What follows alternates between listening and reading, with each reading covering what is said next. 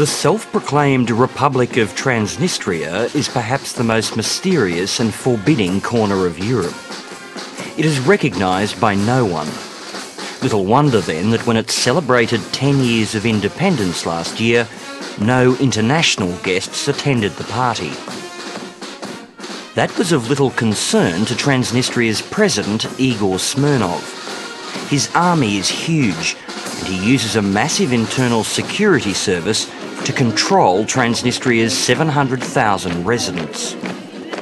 But of greater concern to the West are allegations that the regime here is producing and trafficking weapons, among them so-called dirty bombs. Here we have weapons which, if they were to end up in the hands of terrorists, could do tremendous harm, scattering large areas of a city centre with radioactive waste. Now, the very fact that these weapons are in the hands of a regime that, to be blunt, we cannot trust. We cannot trust and we cannot predict what they're going to do, automatically creates trouble for the outside world. Dr Galeotti is an expert on Russian organised crime and writes for Jane's Defence Weekly.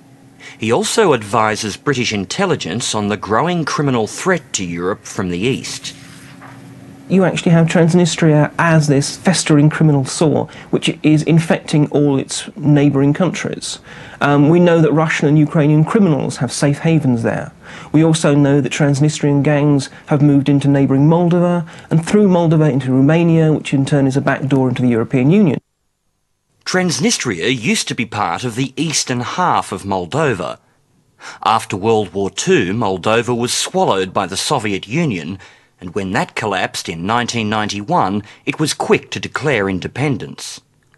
But from the start, the country was split into two, with Russians in the eastern half deciding they wanted no part of an independent Moldova. The self-styled Republic of Transnistria was born.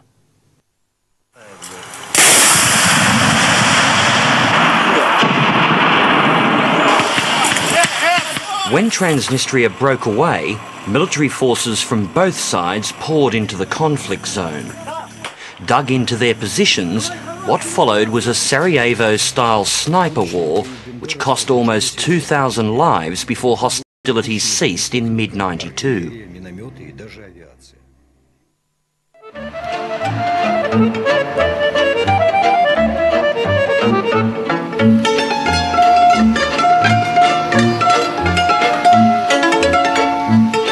Now in the West, Moldova is trying hard to show off its newly gained sophistication and demonstrate its readiness to join the European community.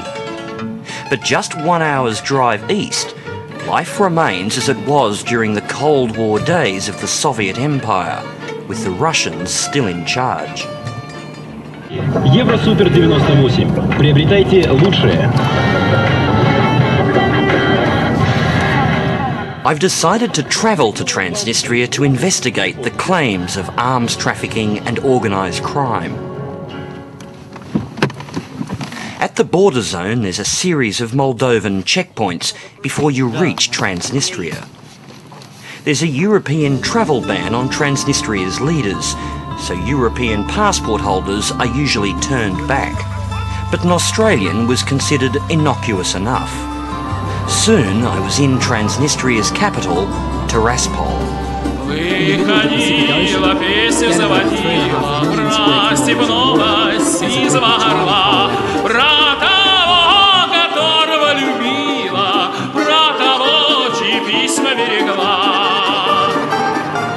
Travelling here really is like stepping through a time warp into the glory days of the Soviet Union.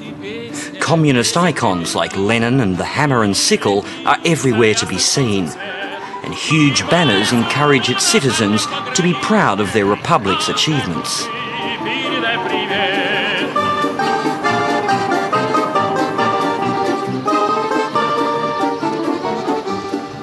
But Western police believe that Transnistria is a lawless place where even the authorities participate in organised crime.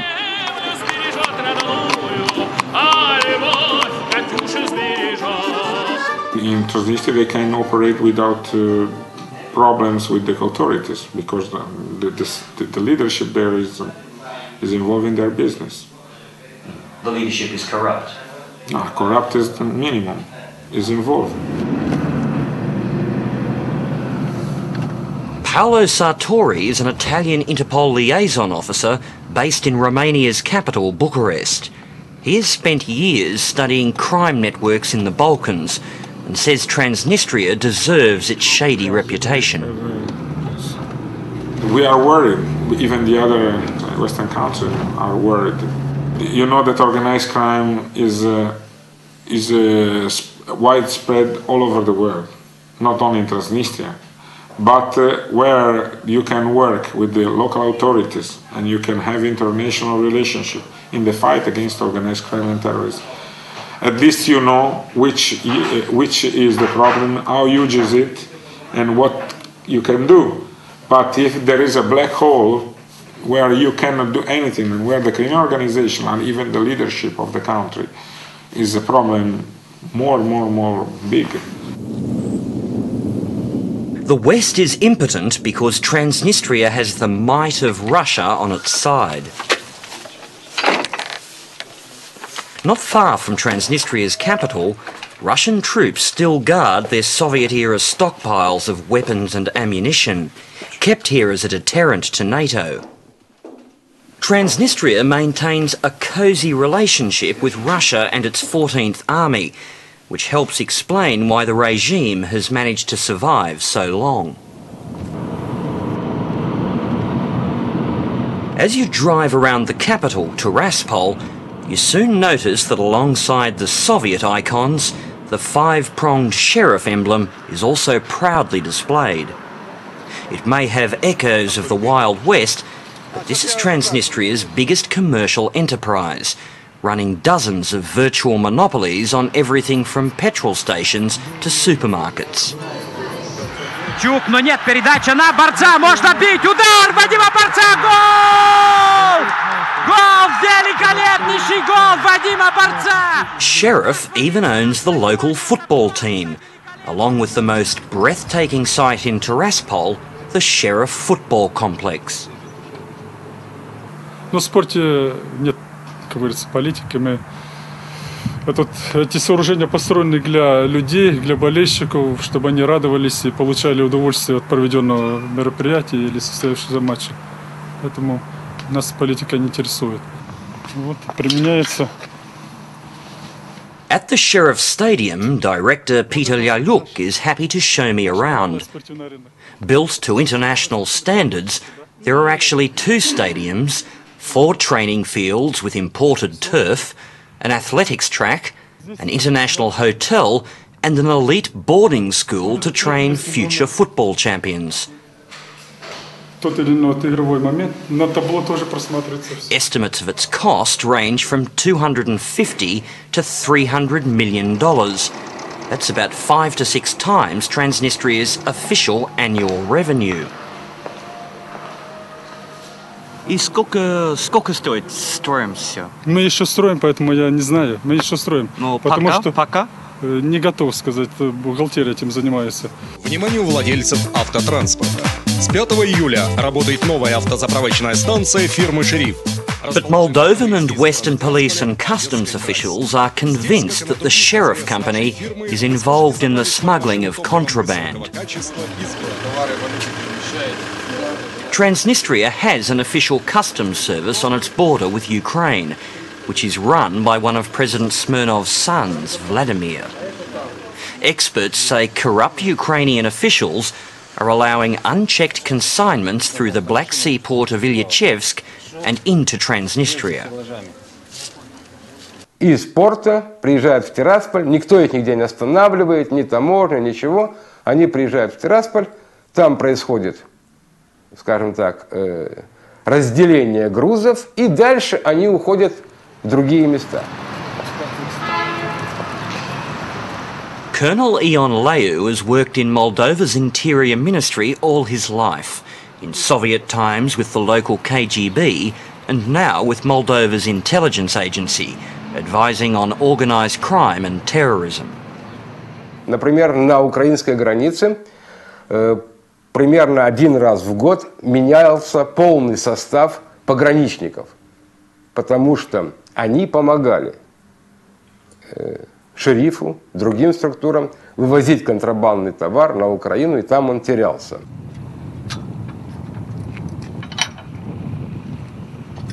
Back at the stadium, Peter resents any suggestion that the sheriff complex was built with black money. Это неправда. Это неправда. Все строится. Можно было бы эти деньги, которые есть в компании, вложить где-то за рубежом, для того, чтобы о них никто не знал. А здесь вложили эти деньги для того, чтобы развивался футбол в республике и в целом выходить на международный уровень, и дается предпочтение подрастающему поколению, это детям, юношам.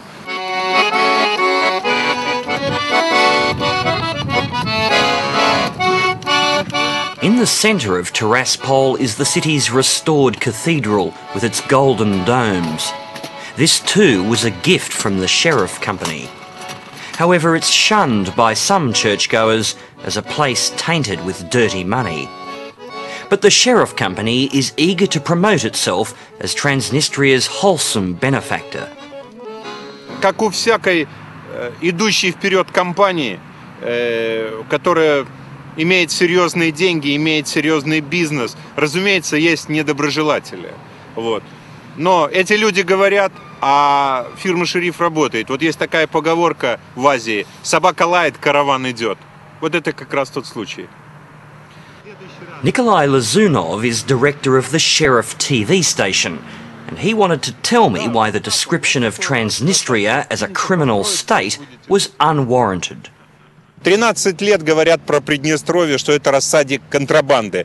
За эти 13 лет ни одного патрона на границе не было найдено. Если бы был найден хоть один случай контрабанды, если бы было бы доказан хоть один факт торговли оружием, разумеется, об этом на утро бы, благодаря молдавским СМИ, узнал бы весь мир. In fact, last year, in a story later picked up by the Washington Post, the Moldovan media reported that Tiraspol had the material to build dirty bombs.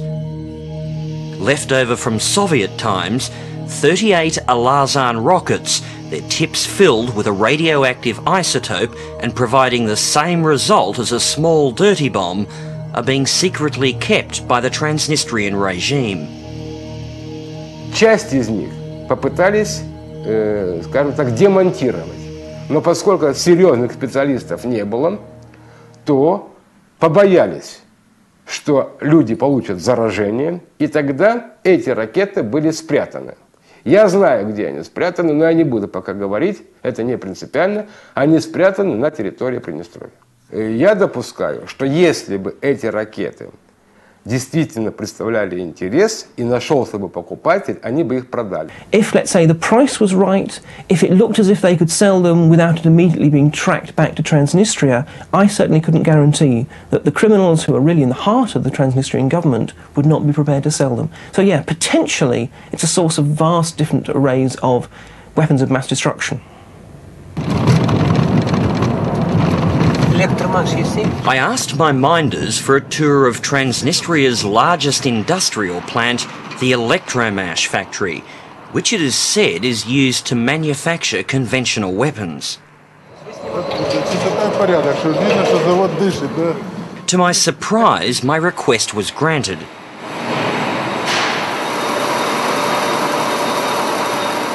In days gone by, this factory was a showpiece of Soviet engineering and ingenuity, and it remains highly productive. On the factory floor, women construct huge generators used for Siberian oil and gas pipelines, whilst overhead they also have the delicate task of loading and shifting with the mechanised swinging cranes. Over several hours I was shown through at least a third of the factory, which the foreman told me also produced washing machines and a range of industrial equipment. From the perspective of my short tour, it seemed that everything in this factory was above board. But according to Western intelligence officials, factories like Electromash are far more sinister than they appear. They claim that the production of washing machines and generators is simply the front for a far more lucrative trade, the manufacture of weapons, from pistols to handheld missile systems, which are shipped to the world's hotspots at an alarming rate. The industries now lying in Transnistria that are still operating there during Soviet times produced lots of armaments for the Soviet military. We know that it's high-quality production, and we know that this production continues. Based in Moldova, Ambassador William Hill represents the OSCE, or the Organisation for Security and Cooperation in Europe. He says Transnistria's factories produce an incredible array of weaponry. We know, for example, that a whole range of conventional arms are produced there. Makarov pistols, Kalashnikov rifles, Grad rocket launcher systems and rockets, components for surface-to-air missiles, components for submarines, large, medium-sized and large-scale mortars, other parts for heavy military equipment. This is just some of the stuff that's produced there. And not only is Transnistria producing weapons, but according to Interpol, it's selling them as well. And they sell weapons all over the world, mainly illegal. And they don't care the owner, the customer with whom they work.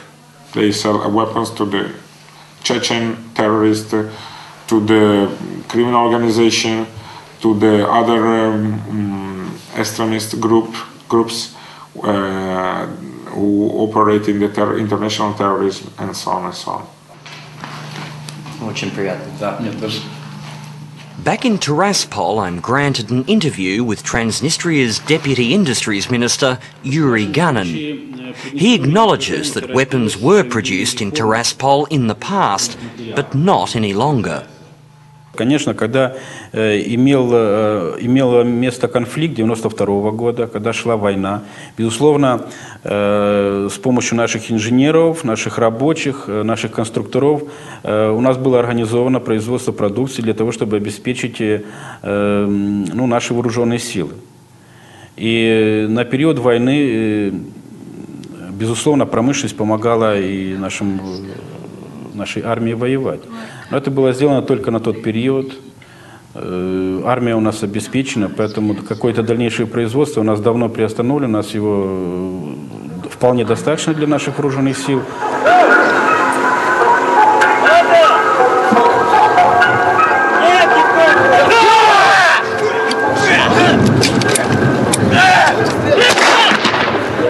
Transnistria's presidential bodyguards simulate an assassination attempt as young recruits look on.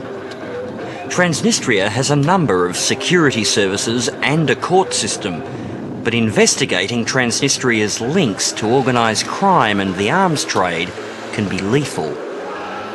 Первый прокурор Приднестровья, Борис Лучик, начал искать материалы, но на него было совершено покушение. Его жена погибла в результате взрыва бомбы, он остался живой, хотя был очень сильно ранен. И после этого уже ни один прокурор, ни одна правоохранительная структура в Приднестровье и в Молдавии не занимаются этим вопросом. According to Colonel Leyu, Transnistria's current criminal structure can be traced back to the regime's state security service. He says that about 10 years ago, Transnistria's security service took over control of organised crime. Они полностью ликвидировали серьезных, влиятельных криминальных авторитетов. Но вакуум не бывает. Все равно структуры какие-то оставались. Ими кто-то должен был управлять. The person in charge was this man, Vladimir Antufeyev, Transnistria's Minister of Internal Security. Когда он стал уже большим начальником, руководителем службы безопасности, вот тогда он создал идею, о которой я вам сказал. Когда он заявил, что надо 100 человек убрать из оборота и создать режим. Вот этот человек убрал тех, кто ему мешал по-настоящему, и сегодня он действительно является одним из самых-самых важных чиновников в Приднестровье. Antofeev first came to the attention of international police when the Baltic state of Latvia declared independence in 1991. He was a commander of an elite Soviet police division which stormed the Latvian Interior Ministry, killing 5 people. You have to know that the Minister of the National Security of Transnistria has an international warrant. He is wanted by Interpol for homicide and other crimes in the former Soviet Union. Vladimir Antofeev declined Dateline's request for an interview, but I did have an opportunity to speak to President Igor Smirnov. As a Russian passport holder, Transnistria's leader was casting his vote in Russia's parliamentary elections. I asked him to respond to the allegations that Transnistria's government was involved in organised crime and arms trafficking. Поэтому говорить о том, что у нас не так, я просто не буду. Пусть приезжают сюда, поживут, увидят и поймут, что здесь именно общество управляет государством. To what extent does Smirnov, does his name connect to the criminal activities? Personally, we don't know, but in Transnistria nothing can be done without the approval of the leadership. And so it's easy to realize that at least he knows what happened over there. So what you're saying is it's impossible that he doesn't know what's going on? Yes.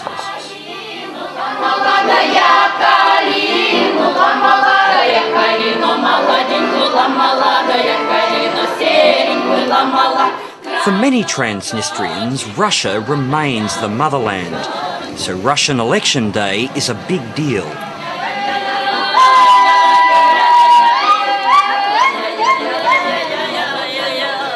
Tiraspol has so many Russian passport holders that it even has a designated representative in the Russian parliament. Late last year, despite the West's concern about President Smirnov's regime, Moscow suggested that Moldova and Transnistria should be reunited in an equal federation. It caused a storm of protest in neighbouring Moldova.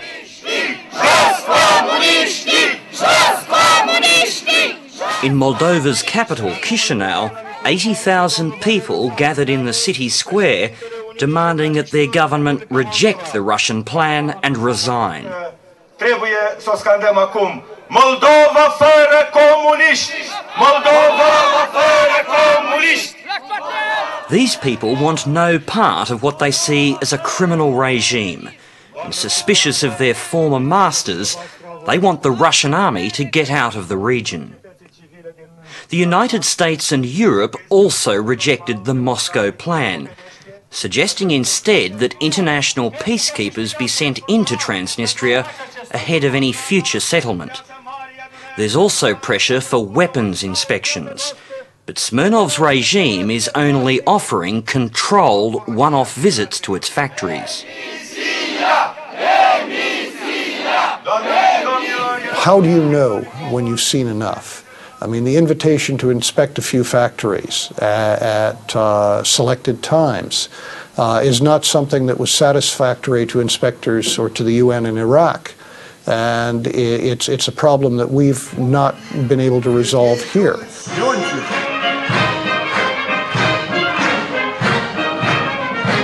At President Igor Smirnov's most recent inauguration as Transnistria's leader, the Kremlin-style fanfare was proudly televised in defiance of mounting criticism from the West.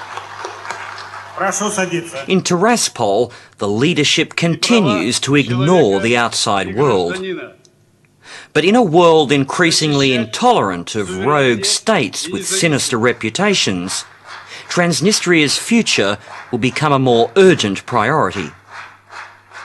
It was again, I think, a product of the pre-9/11 era that we hadn't really thought at just how dangerous these weapon systems would be in the hands of terrorists.